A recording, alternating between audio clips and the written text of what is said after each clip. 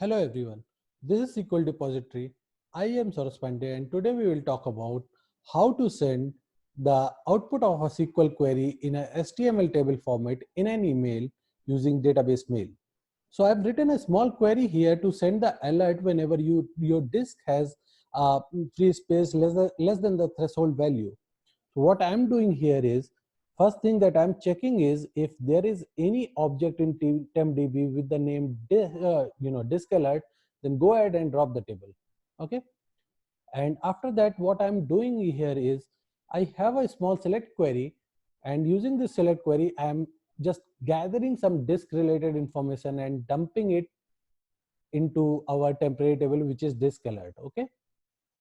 And the information that I'm gonna get from here, let me just comment this out and execute this select statement alone.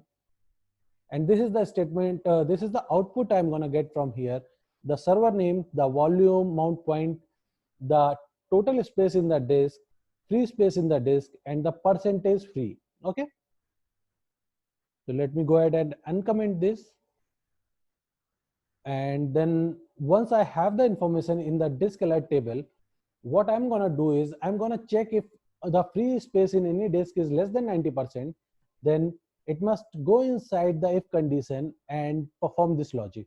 Okay, 90% is way too much, and no one want to monitor the disk which has less than which has 80% 70% free disk space. But as I don't have any disk which has less space, so I'm checking for 90% just for the demo purpose. But you can change this value as per your use, as per your need. Okay, so here I have declared few of the variables, which is list of recipient. Here I will give the list of recipient. In my case, it is going to be my email ID, but in your case, it can have multiple recipients. Okay.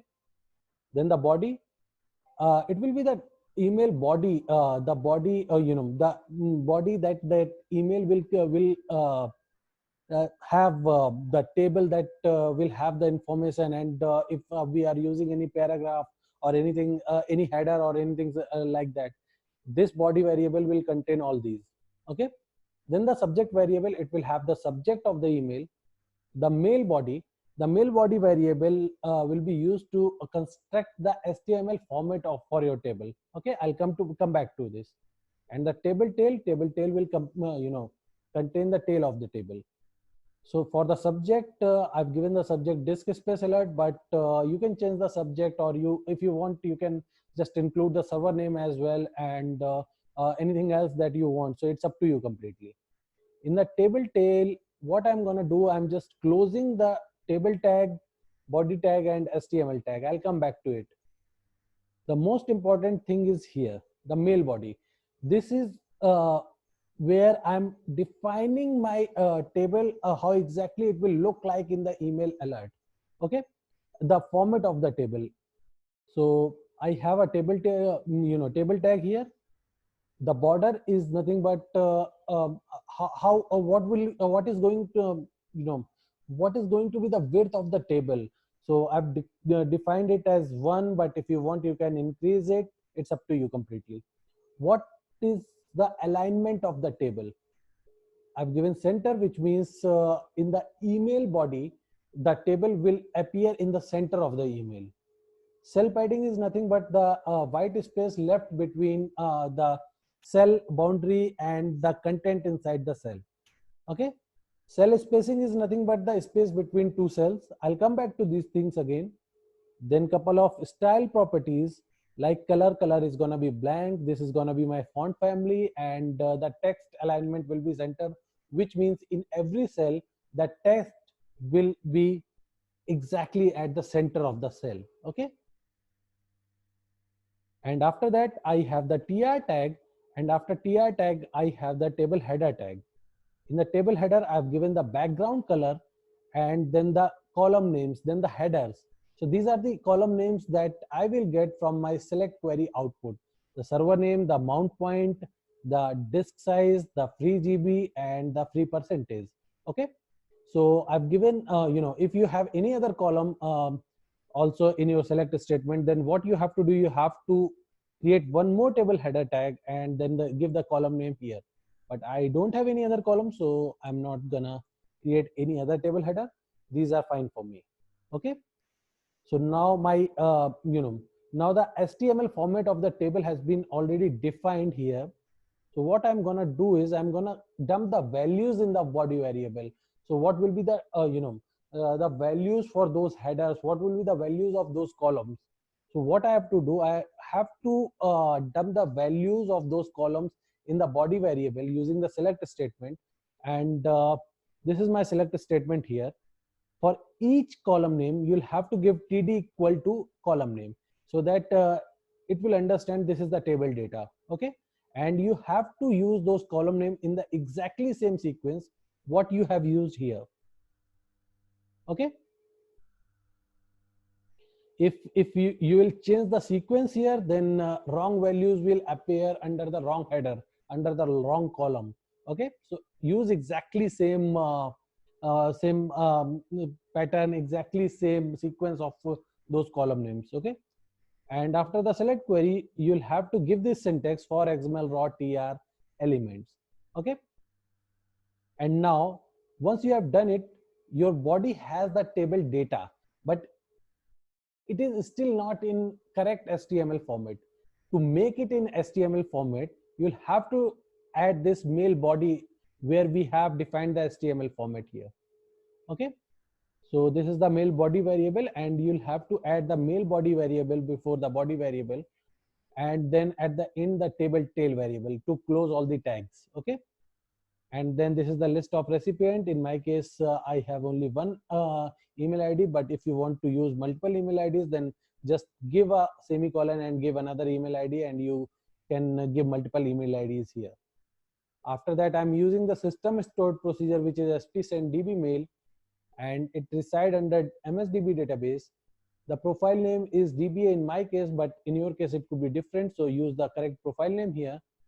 The recipient variable will have the list of recipients, and the subject will have the subject variable. The body will have this body variable, and this is very important, that what is going to be the what will be your body format. So body format is going to be HTML. Okay. So this is very important. If you'll not define this, then your body is not going to be appropriate. So now it is done. Let me go ahead and execute the entire query at once. And once it is done, I'll go to my email, my Gmail ID, and I'll wait for the alert. And I've got the alert, and this is the alert that I've got. Okay. All of them has less than 90% space. What if my threshold value is 80?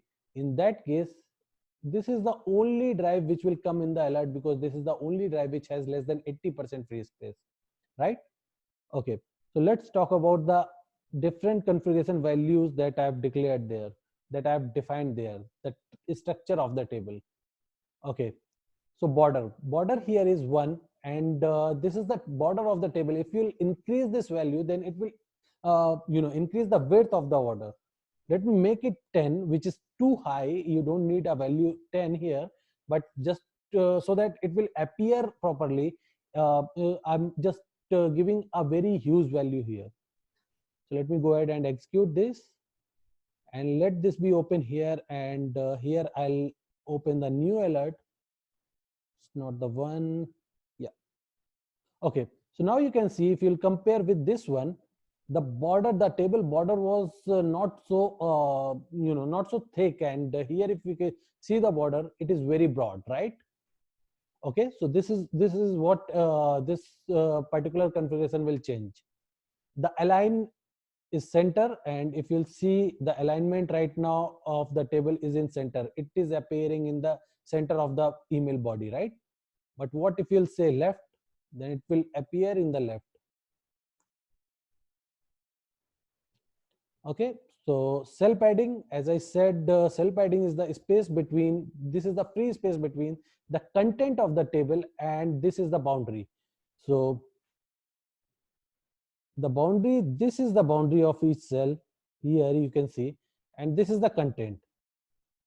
And using the cell padding, you are defining how much space it has to leave between the content and you know the cell boundary. If you'll increase this value, let me increase it, make it 10, and you'll see that this free space, this white space in the table is increased now. Let me go ahead and execute this. What I have changed is also changed the alignment, which is now left. So table must appear in the left side of the email, and the cell padding I have increased, so it must have the every cell must have the have more white space in the table. So let me go ahead and open the new alert. Okay, now it is open. As you can see, every cell is now broader, and now the table is coming at the left side in the email body. If you'll see, it was coming in the center before. Now it is at the left side. Okay. What if you'll change this cell spacing? It will increase the space between two cells. So if you'll make it 10, then there will be lots of space between each cell. Let me go ahead and execute this. And I'll wait for the alert. Now we have the alert. Now you can see between two cells, you have lots of free space. Okay. So if you want to use this, then you can go for a value 1 or 2, but not more than that. This 10 is just way too much free space between the cells. Now, the style, the color is blank. This is the font family. You can change the font family, whatever you want. And the test alignment is center. If you look at the output, the text is coming exactly at the center of each cell.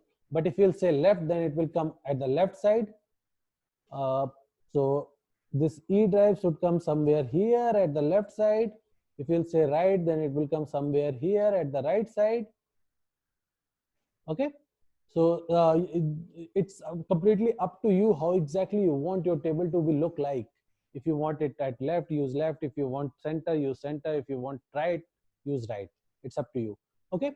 So now, as I've already covered all the values, all the configuration items, all the settings of these HTML format.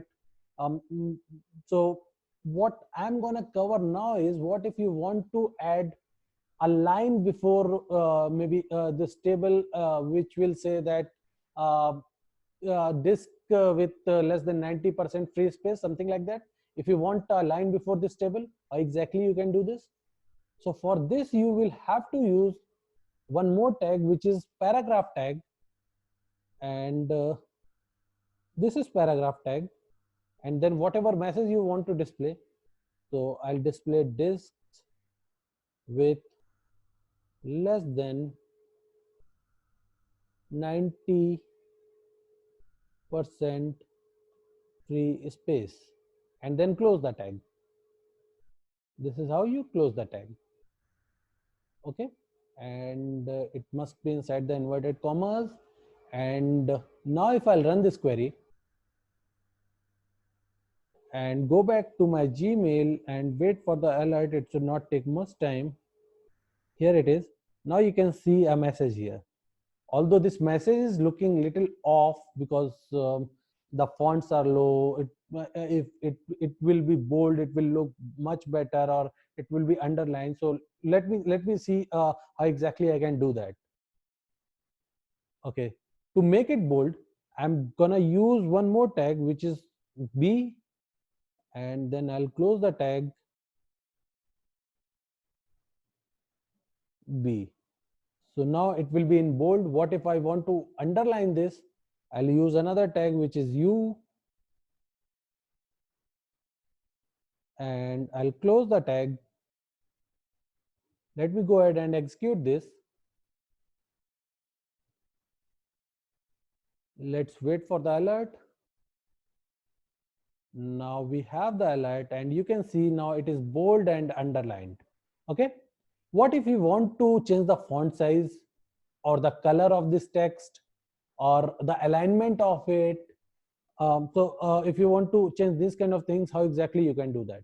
So for this, you will have to define the style, like you have defined the style here. In the same way, you will have to define the style of the paragraph. So in the paragraph, I'll write the keyword style and then equal to, inside double inverted commas, I'll give all the style. Like first thing that I will change here is text align. Okay, what if I'll make it center and go ahead and execute this? Go back to Gmail and wait for the alert. We have the alert now, and you can see that now your text is coming at the center of the email body. Now, what if I want to change the font size or font color, these kind of things? So for that, append a semicolon, say font hyphen size. Let me make it very big so that it will, you can observe the change properly. I'm gonna make it 30px, and then the color, I'm gonna change it to red, and the background color,